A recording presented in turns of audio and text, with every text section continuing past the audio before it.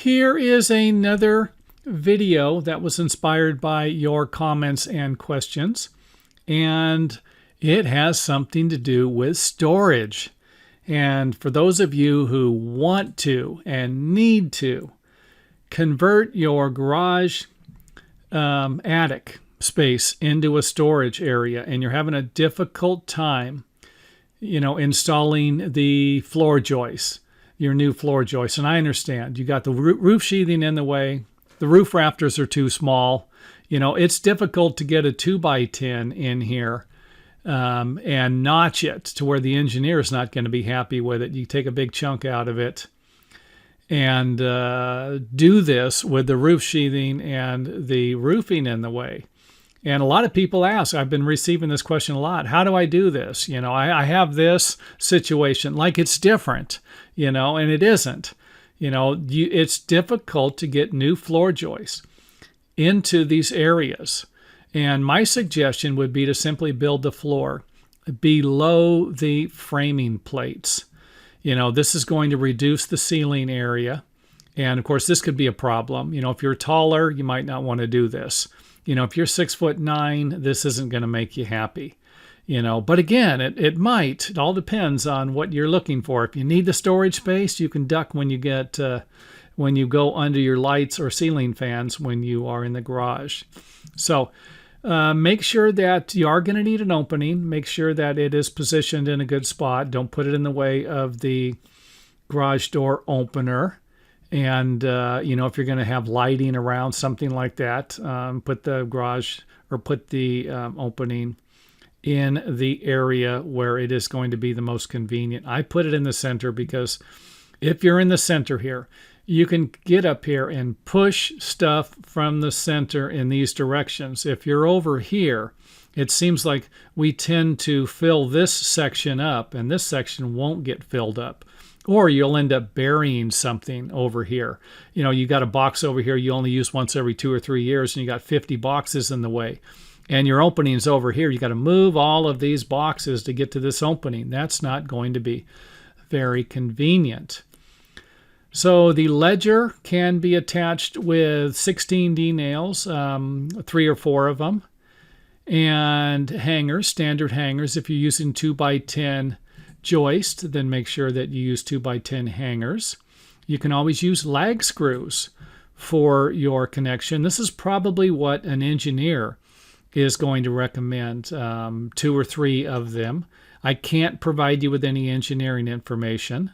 However, I can provide you with things I have seen in the past, which is or I've done myself in the past. So lag screws, I've seen that. I've seen them nailed just with regular 16Ds, 3 nails per stud before.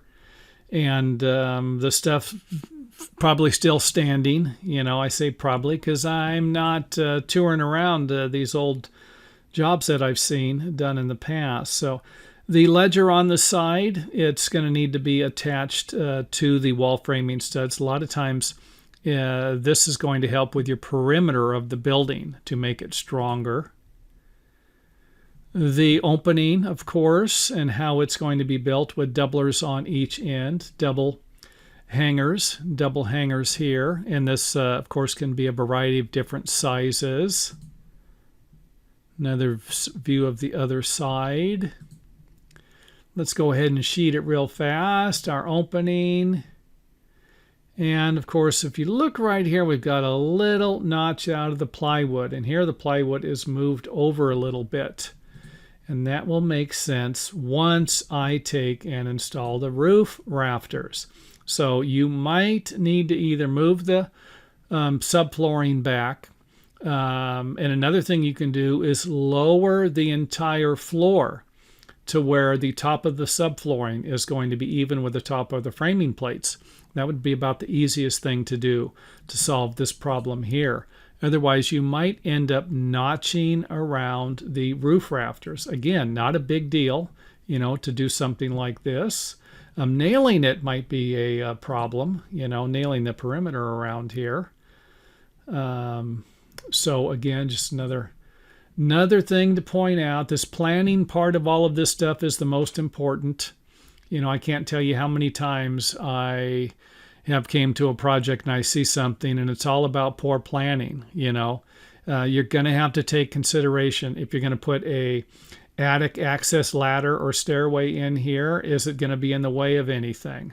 Is it going to be better to shove it up against the wall here so that it's not in the way of your vehicles? You're going to have to move your car every time you go up in the attic, stuff like that. The planning part of it is going to be, again, I can't stress that enough with any project. I don't care if you're rebuilding an old bicycle or something, some thought's going to need to go into it. And I have just eliminated some of that for you by providing you with some ideas here. So sorry I can't provide you with lumber sizes. I know that's a big deal with people. I think a 2x10 for something like this spans about 17 and a half feet for a floor. But again, this isn't going to be a floor. And if you're not going to be storing heavy stuff up in here, you might be able to get away with smaller lumber, and you might even be able to space it 2 foot on center. I just cannot provide you with that because I don't know how big of an attic you're going to have. If you're going to have an attic like this, you're not going to be able to store a lot of stuff up in it. It's a 4 and 12 roof pitch. That's one thing. If this was a 12 and 12 roof pitch and you could stand up in here and you're like, hey, I'm putting an office in here. Or you're like, I'm not going to. I'm just going to store a few things in here. But the next people who buy your house are like, awesome, I'm putting an office up there with a bathroom. That's when it could become a problem. In this video, I will provide you with some much needed information for anyone who is planning on adding a nosing to an existing stairway. So if you have a stairway like this, you do not have a nosing on it. But this one actually does. So here is an existing stairway, or a stairway built with a nosing. And a nosing is simply a projection off of the front of the riser, usually around an inch. I believe most building codes 1 3/8 of an inch. 1 3/8 of an inch is the maximum a nosing can project. Now, the first thing I want to point out, and the main reason why I'm making the video, is most of the time when people walk up a set of stairs, they're not going to just be putting their feet flat on the steps and walking up the stairway. I'm not going to say that they don't do it. But if you pay attention to how you walk up and down a stairway, you're usually putting a lot of pressure on the front of the nosing area. And if you're going to add a nosing to it, this is going to, or could be, a problem if it's not assembled properly. So you can see here, you're going to be using an area between this distance and this distance when you're walking up a set of stairs. You're kind of going to put your foot on the front of the step and then set it down, proceed up the stairway. And that, of course, like I said, is going to create a lot of problem for the nosing. I've even seen lumber like this made out of particle board. I'm not saying OSB or plywood, but I've actually seen particle board used for stairs like this, and it just breaks off the front because it's not structurally strong enough to support the load. So 3/4 inch OSB or plywood, or even hardwoods and softwoods, you're probably not going to have a problem if it's a solid piece of lumber. So if you just simply add a strip of lumber to the stairway to create a nosing like this, there's a very good chance that the pressure from someone using the stairway, and again, this depends on how many people are going to be using the stairway. If you just have one person using the stairway and they only go up the set of stairs once a year, you're probably not going to have a problem. Any more than that, you could have a problem, because all it's going to take is one person to step on this, to put enough pressure on it to end up with something like this. And again, it's not going to take as much pressure as you even think to break something like this off. And I'm not suggesting you can't do it a different way. You can't glue it. You can't put 300 screws in it or whatever. Fine, give it a shot. But be warned that just by simply putting a strip on the front and a couple of nails or screws, it's not going to last very long, or at least I'm suggesting that's not going to be the best method.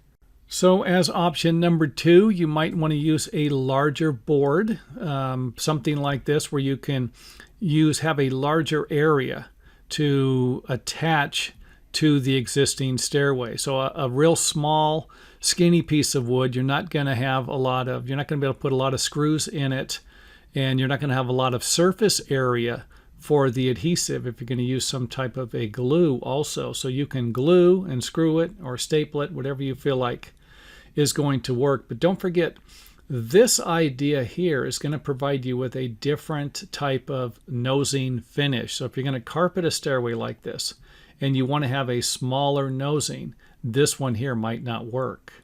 Another option would be to take a solid piece of wood and cut a shape to it that would work for your particular nosing. Now, the only problem I would have with this is that if the lumber wasn't a very strong piece of wood, it could break off on the nosing. You could have, if you had, let's just say, the grain of the wood running in this direction, and someone was to step on the edge of it, it could actually split it. So this right here isn't going to be the best option. Using soft wood might be a better option with hardwood. But I also need to point out that you would need to do something like this to the entire stairway. If I left one of these out at the top or the bottom, for example, and let's just pretend like this is the top of the stairway, and I left this one out, and I added 1.5 inches to this, I'm now going to have a step that's 1.5 inches longer. That's not going to make the building inspector happy. Another option, of course, will be to remove and replace the tread. So this, you would simply remove the tread without the nosing and replace it with a tread that does have a nosing. Now, if you do have a stairway that is not wedged in between a couple of walls, and you can actually take a saw and cut the entire width or length of the tread here, in that case, you can simply cut a section of the tread and then block it. Now, if you don't install the blocks, you're going to create a weak spot here. Let's just go back here. If I just put a board in here and then replaced it with, or the section that I removed, installed a new board here, there's going to be a weak spot in between the stringers.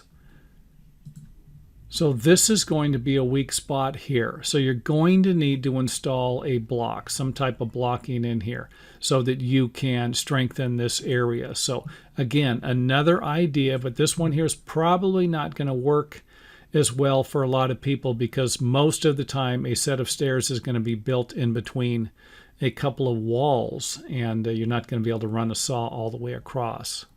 Another idea, if you could, and again, this is just going to provide you with a little more strength, but you're still going to need the blocks. I think if you install the blocks, you're really not going to need to do this, but you could cut an angle on the existing tread. Cut it back. Do not have it like this.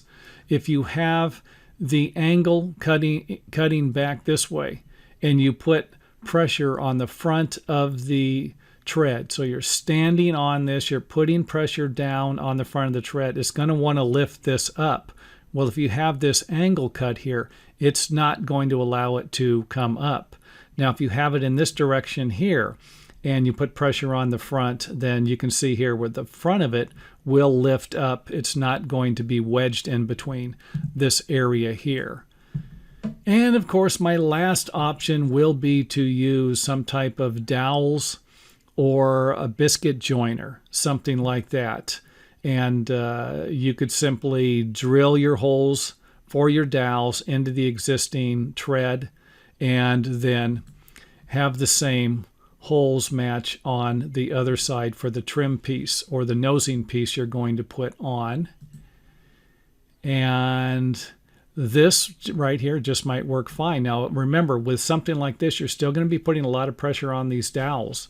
I don't know how many of these dowels you will need, or how many biscuits if you're going to use that, or other materials for something like that. So that's it for the video. I hope it helps. Just keep in mind that main reason why I made the video is to point out that you're not just going to be able to nail a small board on here and carpet around it, or put something around it and have it last forever if you don't reinforce it somehow, or use larger pieces of wood for that, or even in that case replace the entire tread with a tread that's a little wider, so that you do have a nosing and you don't have to worry about any of this.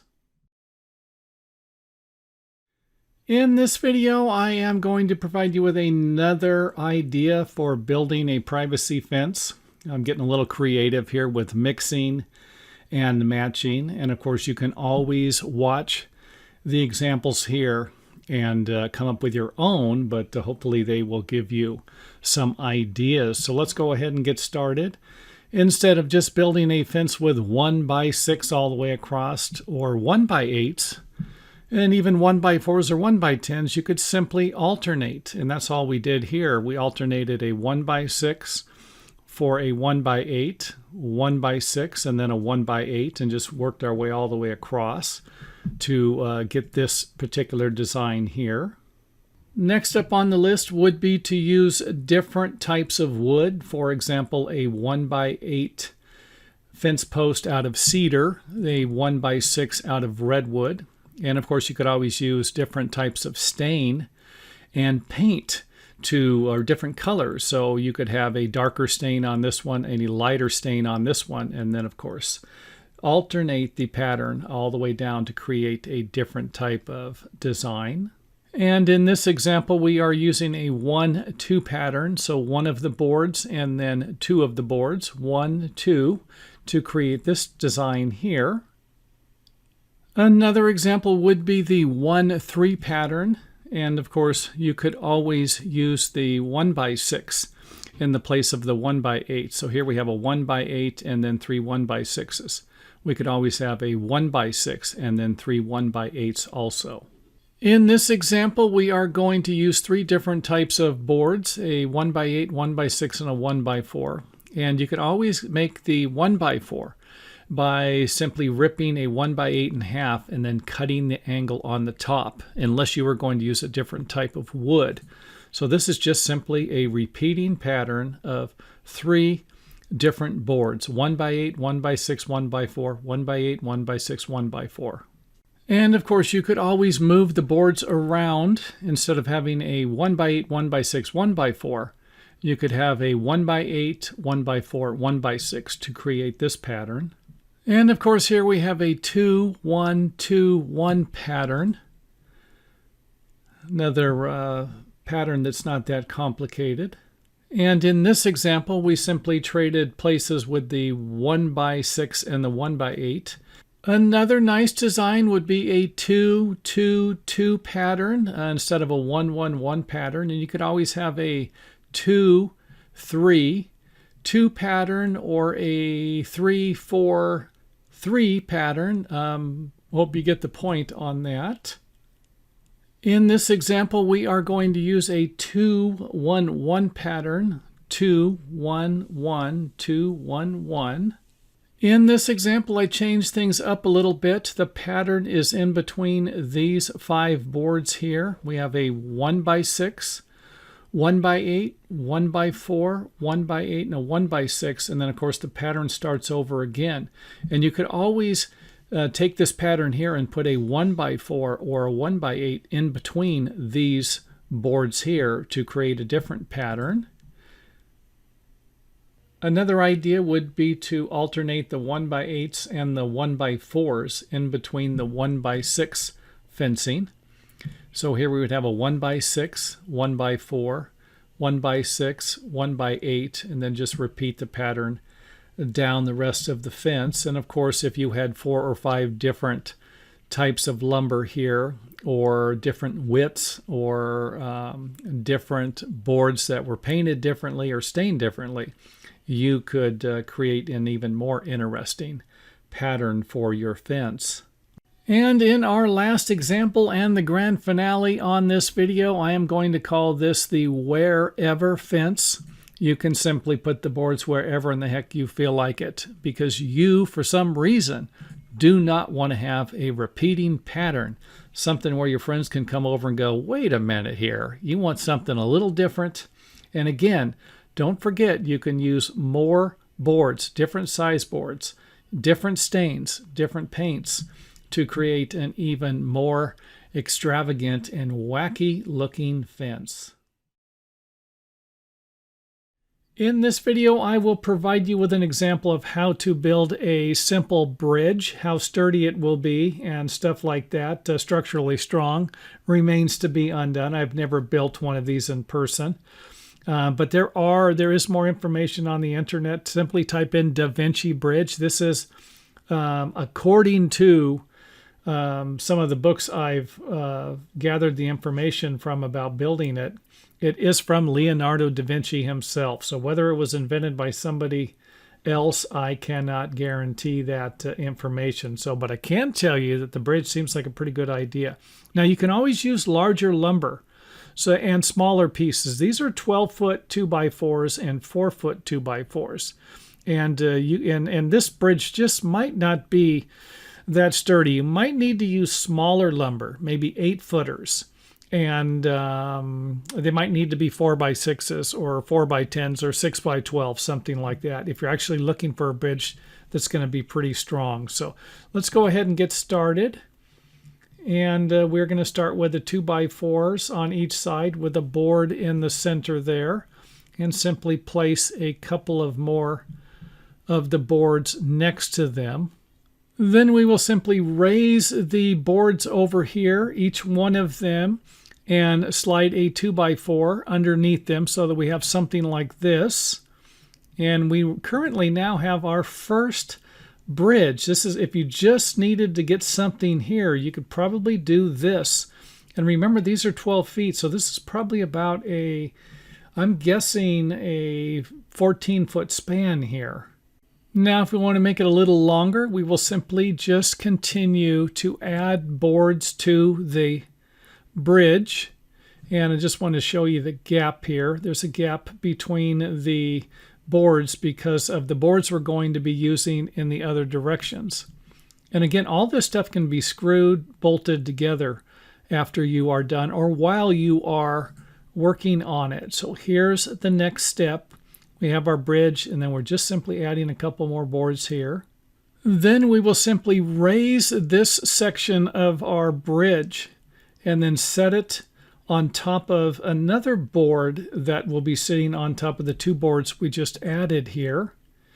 Again, to give you a view around of what the gaps are here, and then the boards that are kind of sticking past a little bit. And I know some of you are going to have a tendency, you're going to want to pull these boards in. I would keep them straight, keep them parallel to each other. That way you can, it'll help you when you start installing the next boards for the deck on the bridge. So again, you could actually stop here. If this is the length that you wanted for your bridge, you could stop here. And again, if you could just imagine these being 4x4s instead of 2x4s, they're going to be a little stronger. In this example, we are going to do things a little different. It might be easier for you to assemble this with the boards actually attached. The bracing board, if it was attached to the side boards here, just simply screw it or nail it to the other boards and make sure that it is in the correct position. That way you could simply just pull it in, lift these boards on top of here, and then take these boards here and set them on top of this one. And of course it would look something like this. So this would be the section that you would prefab. You would just nail this together and then just simply slide these two side boards on top of your brace, support brace, and then simply pull these up and over onto this brace. Another view of it there. And again, this is quite a big, I want to say this is about 25 feet, the span of this right here.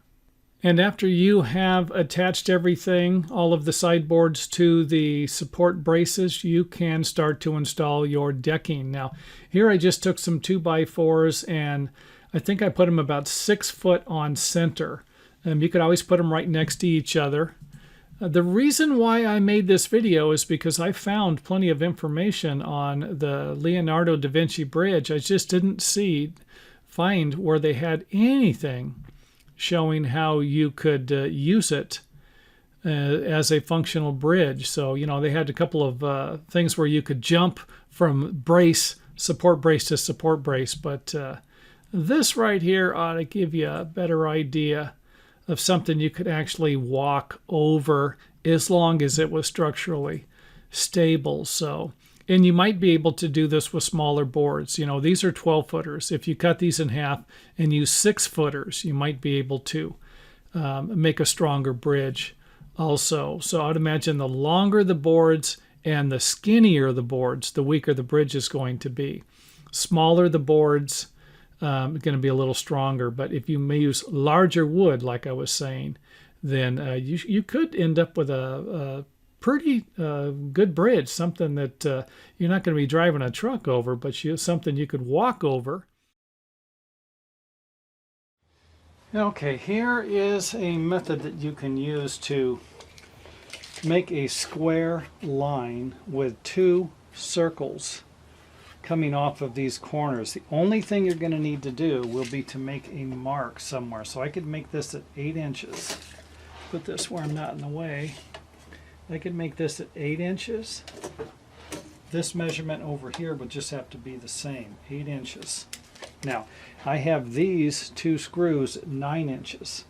And all I need to do is use a circle and then draw a line across it at these points that connect. So I'm going to come over here. I got a 14-inch space here.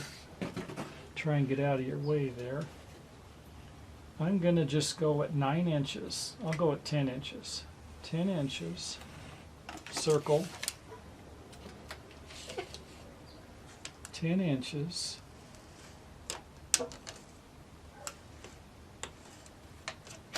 so we can see I have a point here. And again, I'll go 10 inches down here, 10 inches, come over here, and go 10 inches. And this you can see a little bit better. 10 inches. And then I simply draw a line through these 2 points here. But instead I'm going to use the square and just square it up. And you can see right there that that is a square line. So if I didn't have a framing square, all I would have to do was grab a straight edge, connect these dots, and this would be a square line here. Now let's go ahead and use a full sheet of plywood. Something like this could come in handy if you are going to be doing building foundations, odd-shaped building foundations.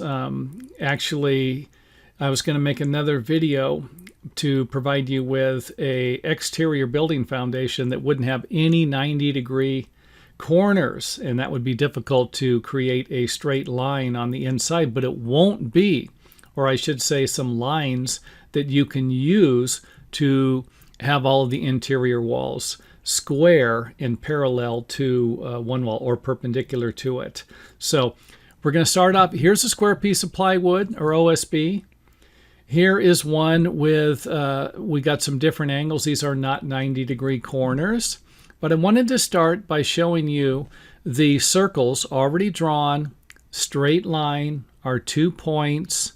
I believe these are 10 inches.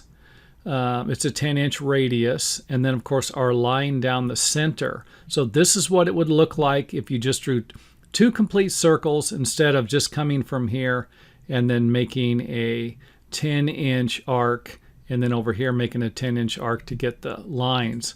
So let's go ahead and start with a blank slate. Measure in a foot. Draw a straight line parallel to the edge. So 1 foot, 1 foot away from the edge.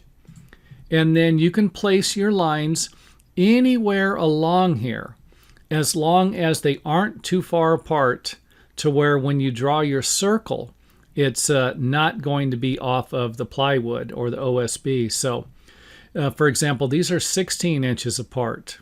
And if I drew them 40 inches apart and then had to draw a 20-inch or a 30-inch circle, you could see where I would be out here somewhere, and it wouldn't be good. So just keep that in mind. I mean, that will be one of those things that you, if you draw it, you're going to realize, okay, I got to move these things closer together. So here's our first circle, 10 inches. It's a 10-inch, this is the center point, 10-inch radius, 20-inch diameter circle. Another 10-inch circle. They've got to be the same size. So the crucial part to this particular idea is a parallel line from one of the edges, something that's straight. And then the lines here can be farther apart. This isn't going to matter, but the line needs to be parallel to one edge, and the circles need to be the same size. So if I had a 9-inch radius or an 11-inch radius, it would still work out because the lines would cross over where the line here would meet. So if I had a, let's just say I had a 12-inch radius and it took me out to about here, and this one here took me out to about here, I would still be on the line as long as the circles on each side are exactly the same. So there is our line that is perpendicular, 90-degree angle. So we got a parallel line from the edge, and then a line here that we could use if we wanted to as a guideline. So we could continue this line all the way up. And I think I'm just going to go ahead and do that. Continue it all the way up. And then all you would need to do would be to measure over here. So if this was 8 inches, you would just come down here and then make a mark from here, 8 inches, draw another line, and then you could cut that, and then you would have a square edge for your plywood. So anyway, this is just another tool to put in your home building toolbox there. And trust me, something like this might sound like a lot of work, but it can save you a lot of time and grief if you are starting out with lines that aren't perfectly flat, perfectly straight, or buildings that are wacky with no 90-degree angles on the outside, and you need to actually create 90-degree angles and parallel walls on the inside. Here is another video that was requested by a few people over a long period of time and thought it was time to make a video. I'm actually going to provide you with some ideas on how to build a landing, or support the landing, I should say, on a concrete floor. And a lot of these stairs are built, and I can take you to plenty of them, and the stair treads do not line up. And in this one here, they actually line up. The stair stringers are not going to change positions, but the landing supports will be framed differently. So just to give you an idea of what I'm talking about, the front of this tread on the upper stairway lines up with the nosing or the overhang in the landing. The second tread, the front of the second tread, lines up with the front of this tread here, the next tread that would be up to the landing. I just kind of wanted to throw that out there. These stairs are not that difficult to build, but I do understand where the landing supports can be a problem or confusing. And like anything, if you know how to do it, it's easy. If you don't, then I think this video is really going to help you out and provide you with some ideas on that'll help you if you're going to build a set of stairs like this. So this set of stairs right here is going to come up to a doubler. We're going to use a double 2x10 here, and a couple of support boards underneath it. Just frame a simple landing here. I think we're using 2x10 joists, and you can attach them to the wall. You can use hangers, end nail them, toenail them, pressure blocks in, and our landing. Now here's something I just kind of wanted to throw out there. You can see if you're coming up the stairway, and if you have a landing that is 36 inches from here to here, and you have this in the way, the building inspector is not going to like it. You might have to cut it off even, or flush with the front of the stair tread. Just kind of wanted to throw that out there. Another thing that is confusing with these types of stairs, laying them out. I understand. I have seen them. You can go up to, I can almost guarantee you can go up, if you come across a set of stairs like this, you can look at the landing, and these treads are not going to line up. It's just too hard for most stair builders to figure it out, or whatever they're working with, I have to say. So in this one here, we are going to have a doubler supported by the post that goes all the way through. And then we're just going to simply build a wall here. You want to put double top plates on, knock yourself out. But this wall is going to provide us with some support for the upper stair stringer, and allow us to have the floor sheathing go a little bit farther, so we actually have something to step on. That's another problem I've seen quite often. Now in our next example, we are going to just change the doubler to a beam there to, if you're looking for a little more support, or the engineer might even require a beam instead of a doubler. So same wall framing, just a beam there instead of the doubler. Now in this example, we are going to lower the beam, and the reason for that is so that we can cantilever the joist on the other side. So here we have the beam that runs all the way across. Supporting post. Take a look at a view from the other side. Same thing. We can see here where the joists are cantilevering a little bit. Makes sense, right? We've gotten rid of our wall. This might give you an idea if you need closet space underneath here. And keep in mind that most of these stairs need to, or I should say, they're going to have the risers closed if you build a set of stairs like this on the inside. But again, the video's not about that. There's more information about that in the book, and I recommend you getting the book. Watch the video. Everybody who watches the video, go get the book, and then maybe I'll be able to retire. Oh, wait a minute, then I wouldn't be making any more videos, so forget that. Maybe just half the people buy the book, and the other half maybe buy another one of my books. How's that? So again, we're looking at the same situation here, kind of giving you a view of this one here that's sticking out. But that's not the reason why I came here. This is the reason. Let's remove the plywood and the stairs. And you can see here where the joists are cantilevering a little bit. And I doubled these up. You might not need to double them up, but it seems like it would make sense. Double them up to support the stairs. These are some heavy stairs. They're not like or I should say they're a little heavier than stairs where you're cutting 2x12 stringers, kind of a conventional set of stairs. But here we can see where landing works out, give you an idea of what this looks like. Put everything back together. And this is probably going to be the most common method that would be used, and that would be to simply frame a wall and offset the walls. You don't need a wall to be continuous and then a shorter wall. Just have two different walls in there. Same height, of course. See where they're offset. And they are supporting the floor joist just fine, or the landing joist. Another view of it there. Without the sheathing, an idea, we're still using our doubler here. And you might not need to use the doubler on this one. You're going to be, with a cantilever, the doubler is a good deal. With this one here, you're still going to be getting a lot of support from here with the wall and transferring, the weight would be transferring down to the wall, of course, through the joists.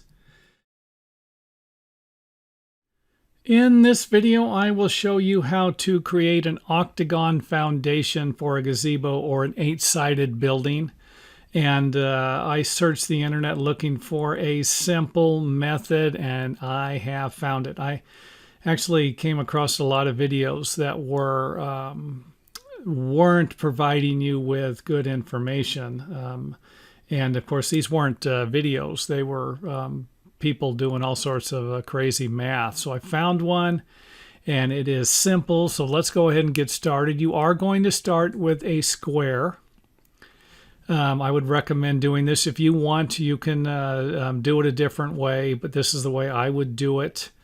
Start with a square. Now we are going to start with a square that is going to be 12 foot 3 inches or 147 inches square. So that means all the way, each side is going to be 12 foot 3 inches or 147 inches. And the reason why I picked an odd number like this, a lot of times if I pick an even number like 10 foot by 10 foot or 12 foot by 12 foot, the math doesn't seem to be as, it's like it's rounded off. It's a little bit easier to do. And so anyway, that was my reasoning for doing that. So here is the number that you are looking for. And I know this, it's just too simple, but we're going to multiply this number times the length of the side of one of these of the square. And that of course is 147 inches. Now I'm going to at the end of the video, for those of you who understand math, you get this fine. You can stop watching the video. At the end of the video, I will grab a calculator and walk you through how I did this and how you can do it. So for those of you who tell me that my videos, they're too long, we can't, why do they got to be so long? Well, you can stop watching it at that point. And of course, it's probably doesn't make any sense. And the length of time I just made that statement was probably another 30 seconds I added onto the video. So I better make it up here. So here's our number. 147 inches is the length of the side. 12 foot 3. I'm going to convert it to inches. I would recommend you do that also. If you have a measurement that's 5 foot 4 inches, convert it into inches. That would be 64 inches. Use that. Don't go with the feet. Don't beat yourself up over that. So convert it to inches. And this works with the metric system also. Centimeters, millimeters, whatever you are going to be using. Multiply the length of the side by 4.41421. That gives us 60.88. 60.88 is 60 7/8 of an inch. That is going to be the length of our side. It is that simple. And, I actually tried a couple of methods and actually made a few of these video examples. And they were off. They were off by a quarter of an inch, a half of an inch. And I was like, okay, I'll look for a better method. So now we're going to take 60.88 and we're going to subtract it from the length and then divide that number by 2. And the reason for that is so that we can figure out where we can make a mark so that we can put our 60.88 in the right spot. But you could actually just go to the center if you wanted to. Go to the center of the length and simply center this measurement in there. So that would also work. But here's what I did. Divided the number by 2. 147 subtracted from, or 60.88 subtracted from 147 equals 86.11. I'm going to divide that by 2. So that's going to give me 2 side measurements here. And that comes to 43.05. That's close enough to 43 1/16 of an inch. Next up, you will simply take the 43 1/16 of an inch and measure it. Remember, you're measuring from the inside to the mark, and you're going to simply mark it at every corner. Come off of each corner and mark it, and then we will take and put our board in there. So 3 foot 7 1/16, or 43 1/16 of an inch. And remember, you're going from the inside. A lot of times when you're working with something like this, you're going to have a tendency to hook over one of the sides. So always double check your measurements. And then, of course, this is a 45-degree angle. You can cut the board 5 foot and 15 sixteenths. Remember, that's what we had, 60.88. So it's close enough to this. Put a 45-degree angle on it and then attach it to the side boards here. And then simply do that at every corner. So I hope this makes sense. We started with a square, and your square has got to be square, by the way. If it's off a little bit, it's going to mess up these measurements also. And then when you go to build your building or your gazebo, whatever it's going to be, you're going to find out that you have problems with those measurements also. So this has got to be a 90-degree angle at each one of these corners. 5 foot and 7/8 on the inside. So we now have 8 equal sides, which is what we were looking for. Some of the formulas I used before just didn't work out. And of course, you can use the form boards, the sides, to dig your footings. So this thing would be ready, put some rebar in it, and you would be ready to pour and get started on your project. Now, that's it for this. I'm going to go ahead and grab a calculator and start doing the math here. Okay, let's get out our trusty computer calculator. Remember, this is our magic number that's going to make everything easy. And this is the length of one side of the square that we are going to be using. 147 inches, or 12 foot 3 inches. And then, of course, we're just going to simply multiply it by our magic number, 147 times 41421 equals 60.88. We can always round that off to 60.89. So 60.89 is going to be the length of the side of each octagon.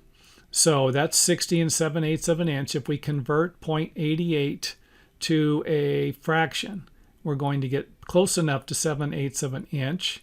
If you're really meticulous, you can take it into 16ths or even 32nds of an inches.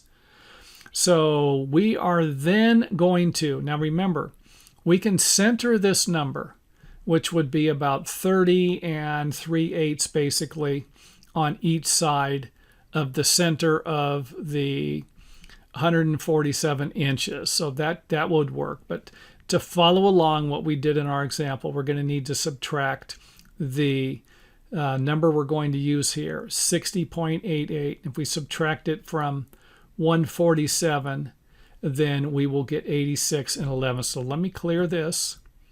And then I will put in 147 inches, the length of the side of our square. And we're going to subtract 60.8888. And that will equal 86 and 86.11. So 86.11 is going to be the length of the board after we have subtracted the length of the side of our octagon. Now we're going to divide that by 2.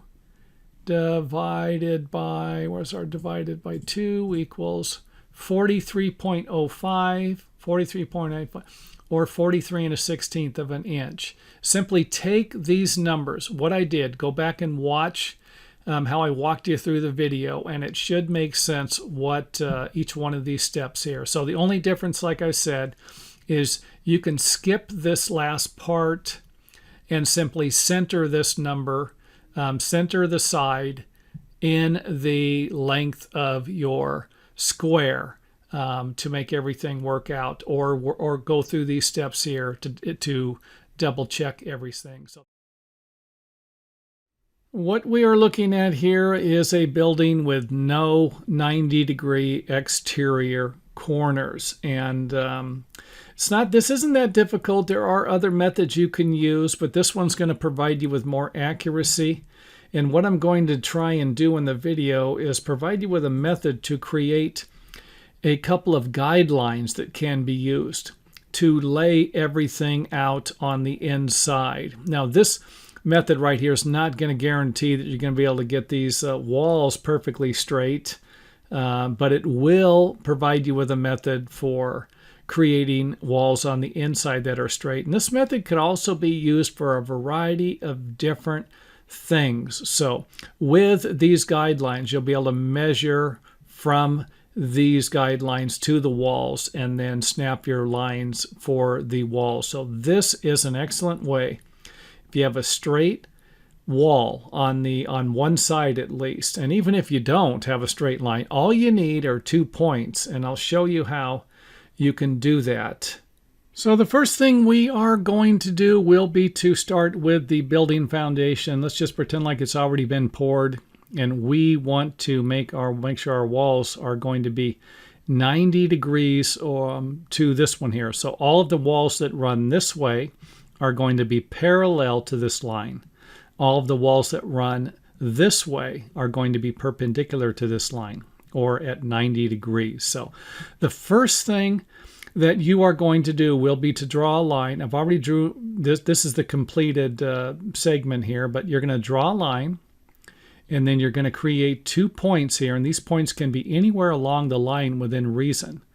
And then you will draw 2 circles the same size, and these can be smaller or larger. The larger they are, the more accurate I think it's going to be for your line here.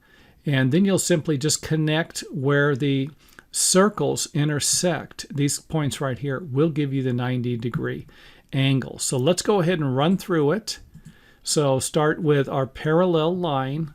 So this line will be parallel to here. You might have to snap a line across here that might represent your building wall, the wall framing bottom plate. So you might need to snap a line across here and get a straight point. If this line is perfectly straight, you won't have to do that. But if it isn't, start with a straight line so that you can create a parallel line from that line. So next up, you'll take 2 points, and if these points are too far away and your circles are too big, then you could see where it would be way out here somewhere. And so if this line was over here and I went with a larger circle, my intersecting points might not be on the foundation. So be aware of that. So you will draw a circle. Then you will simply draw another circle, same exact size. And then, of course, when you connect a line through the intersecting points, you will now have created a 90-degree angle. So once you have your guideline here, you will be able to measure off of it and create lines for your wall framing layout. So, for example, if I had a wall measurement that was 30 foot off of this line, off of this point here, and I came over here and I measured this distance from here to here is 39 feet. I just simply come over here, any spot along the line here, measure over 39 feet, make a mark, and then snap a line. So hope that makes sense. Now, another thing I would like to point out, if you have it, try to use a different colored line here. So we use red most of the time for our wall layout lines in our chalk boxes. And we used to have a separate chalk box with blue chalk in it that we would use for any lines like these that we needed, that we're going to use for guidelines. So keep that in mind. That way they don't get confusing. So use different colored lines for your guidelines to save yourself some grief. So in this video, I am going to share an observation that I have made from another video that I have watched on YouTube. And I come across a lot of videos that people come up with a great idea, and I think about it and I think, yeah, it is a good idea, but I don't know if it's going to be the way to go. So let's go ahead and start with taking a look at the standard construction for a deck. And usually all of the breaks line up with a joist. So they'll actually sit over the joist, and the brake will be right in the center so that they can nail or attach screws to or attach the decking to the joist. And the only problem with this is that debris can accumulate in these areas and over time rot these boards out a little faster. But I have to say, I've also seen wherever the breaks are, so I'm not talking about the break here over the joist, wherever the gaps are, without the breaks, the debris and stuff will accumulate and it'll kind of drip on down here. And I've seen it stain and then start to rot out the joist also. So I don't know if just simply cleaning the deck, keeping the debris away from the deck, maybe removing trees or bushes that shed debris onto the deck, kind of a thing, would be a better solution. But this is the reason why I actually made the video, because somebody came up with an idea to simply eliminate having a deck joist underneath the brakes and allowing all of the debris and water to flow through here and not develop a problem over a period of time. But I'm not entirely sure that this is going to be the best way or the best solution. And kind of like, let me know what you think about this. You agree with it? If it makes sense, maybe you used it before. I personally have never done anything like this. It's a good idea, in my opinion. Yeah, it's a way to provide you with a method to reduce the amount of stuff that would accumulate in these gaps, as long as it wasn't getting stuck in these gaps, and falling through and allowing the water to fall through. But I can also see where this could be a problem, and that would be any water that would get through here. Most of it's going to simply go right through the crack or the gap and right to the ground, or to more of the framing, I should say. But some of it, and you see this with windowsills and patio framing, stuff like that, where the water will simply cling to the bottom of the joist. And for those of you who aren't familiar with this, trust me, it happens. I've seen water run about 3 feet before it dripped off. You think, oh, no way. Well, when you see it, it makes sense. And that's what we have here. The water can simply go around underneath the planking, and then it can soak the joist. And that could be a big problem with this. And that's kind of my only concern. However, I think that problem can be solved by simply putting a drip cut in the bottom of the planking, and this would allow the water to roll over and stop at the cut and then drip down. And these drip cuts are pretty common in they're usually at the bottom of windowsills, and you see them on patio framing. You might have a patio cover that it has these little grooves cut in them, and you're like, what the heck is that for? And usually it has something to do with keeping the water from rolling onto the rest of the framing or even into the house also. So again, the water is going to accumulate on the top of the deck. It's raining hard, going to roll around here, and some of it's going to go down, some of it's going to want to stick to here, but the drip cut will allow it to drip off. I don't know how much, would you need to move these over 2 or 3 inches? I don't know. That would be up to you. But the drip cut seems like a way to eliminate that problem, or reduce the amount of water, I should say, that would be going onto the joist. And it can be made with a circular saw. This could be the width of a circular saw blade, maybe 1/8 of an inch deep. It doesn't need to be really any more than that. And that is it for this video. So is this a good idea? Is it a great idea?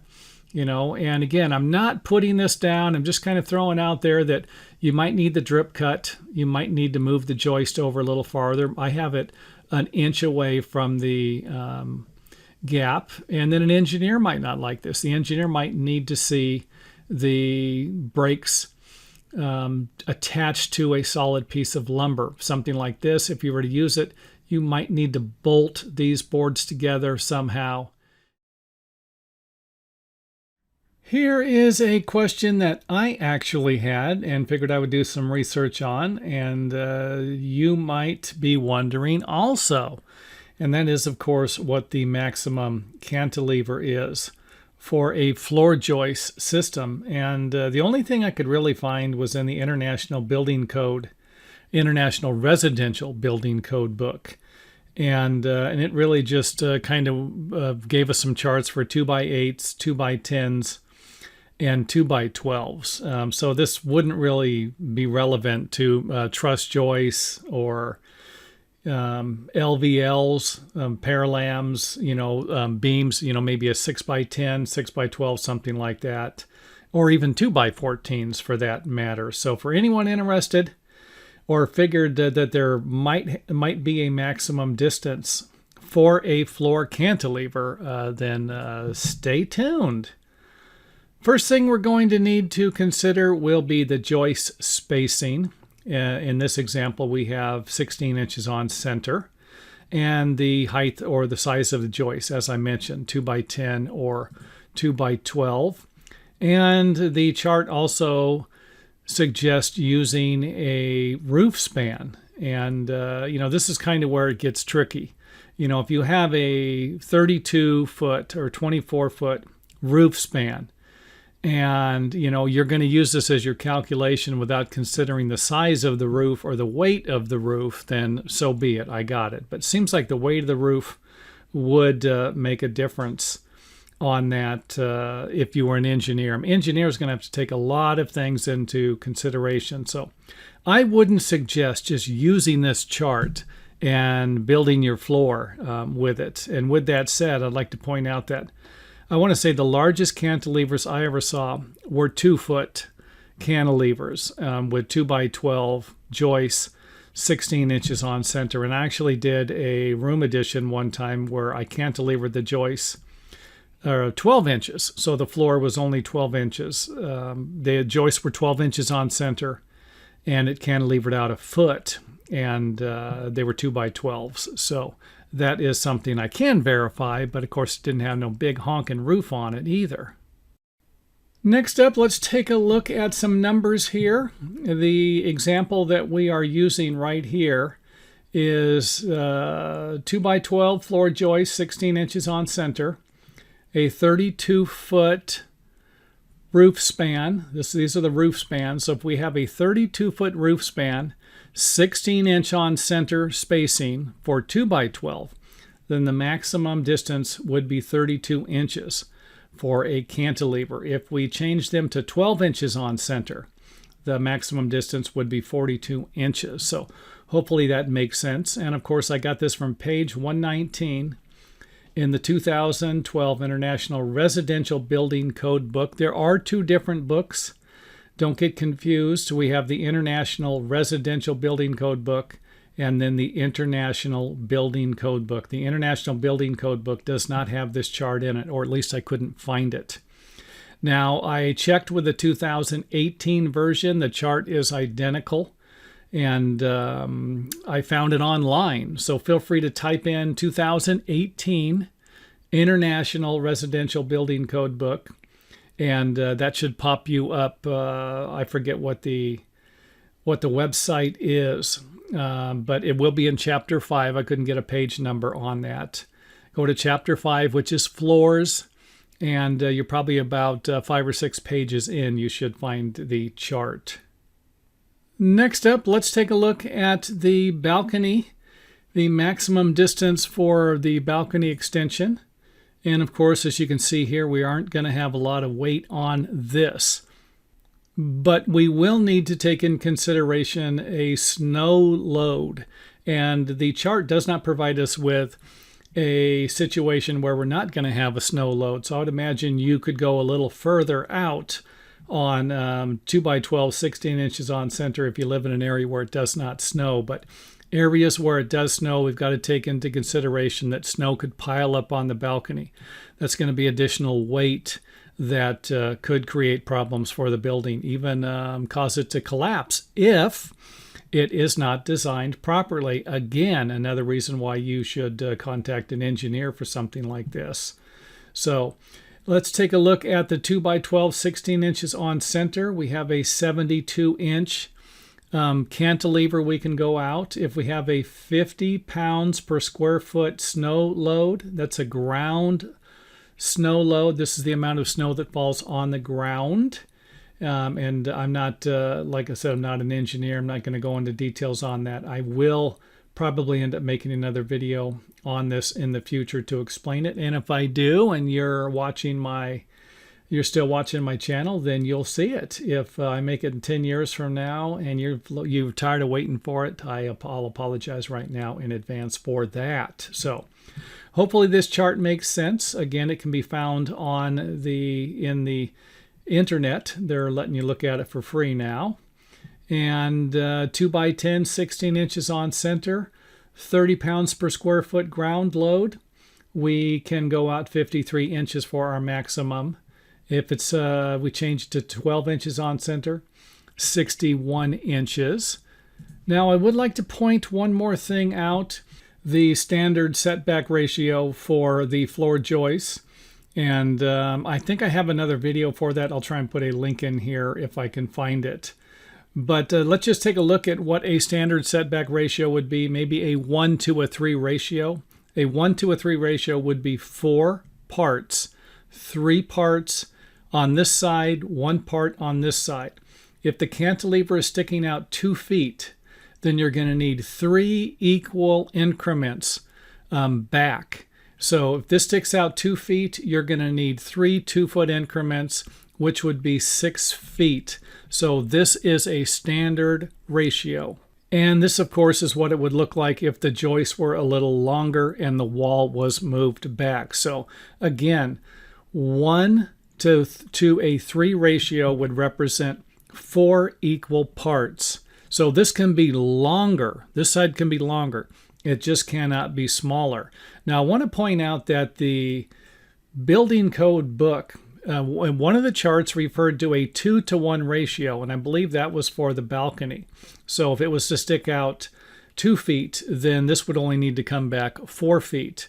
Now, that wasn't the case with the load-bearing wall that would be sitting at the end of the cantilever. I think they were going back to the standard 3-to-1 ratio. So make sure you check that out in the reference area also. So I think I covered everything. If there's something I missed, you have any questions, feel free to leave them in the comment area.